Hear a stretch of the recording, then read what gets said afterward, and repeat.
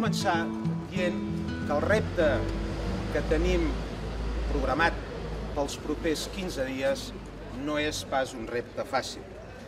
I no ho és perquè haurem de convèncer, i no és poca feina, a bona part dels nostres conciutadans que les sigles que representem, aquestes sigles de Solidaritat Catalana per la Independència, són capaces d'esdevenir el catalitzador de la independència de Catalunya i també el catalitzador de la regeneració política en profunditat que necessita el nostre poble. Estic plenament convençut que a hores d'ara una majoria de catalans desitja la independència de Catalunya.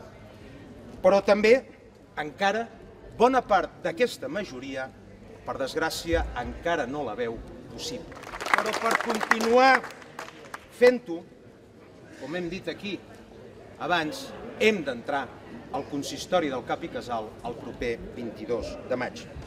I ho hem de fer dibuixant una Barcelona que es vulgui projectar com a capital del proper estat català i que sigui un exemple de regeneració política i democràtica. I haurem de dir també que practicarem una tolerància zero amb els amiguismes, amb les adjudicacions pactades i amb el tràfic d'influències que també envaeix el consistori de la capital de Catalunya. Una autèntica regeneració democràtica no ho és realment si no fem que els ciutadans, els veïns o els votants es tornin a sentir amos de la ciutat. I això, que es sentin amos de la ciutat, això només pot fer-se a través de la participació popular mitjançant les consultes periòdiques a la ciutadania en aquells temes cabdals per al futur d'aquesta ciutat. I el millor exemple l'hem tingut fa poques setmanes. I ha estat, sens dubte, l'exemple de la consulta per la independència de Catalunya que es va celebrar a la nostra capital el passat 10 d'abril, on el poble de Barcelona va demostrar sincerament el seu gran civisme. Aquella iniciativa del 10 d'abril va ser una iniciativa popular, però també va ser una demanda a la classe política. I com que és responsabilitat dels representants polítics dur a les institucions les iniciatives i les demandes del poble, la primera moció que entrarà al grup de Solidaritat Catalana a l'Ajuntament de Barcelona serà aquella per tal de fer oficial una consulta per la independència de Catalunya. Farem el 10 d'abril oficial. Solidaritat compleix els seus compromisos electorals. Però si el plenari del consistori del Cap i Casal es gira d'esquena a aquesta demanda, es gira d'esquena a la democràcia, ho farem via recollida de signatures, perquè només cal l'1% del padró municipal. Si els que han estat dins de la Casa Gran fins al dia d'avui no han volgut escoltar la veu del poble, nosaltres ho farem.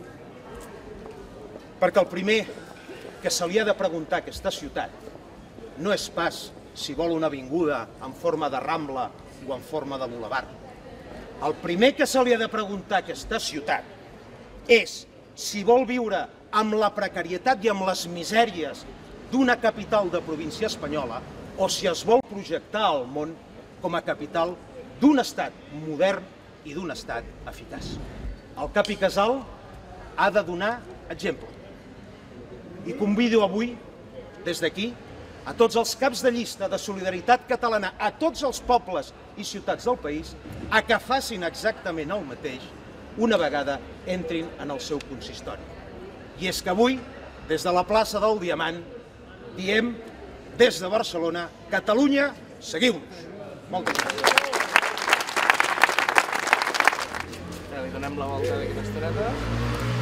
Molt bé.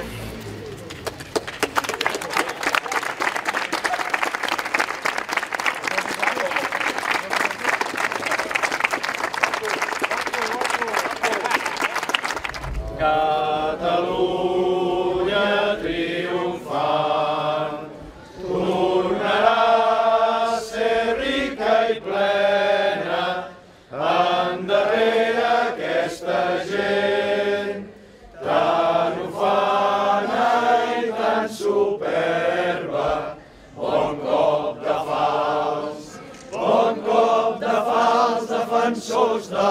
terra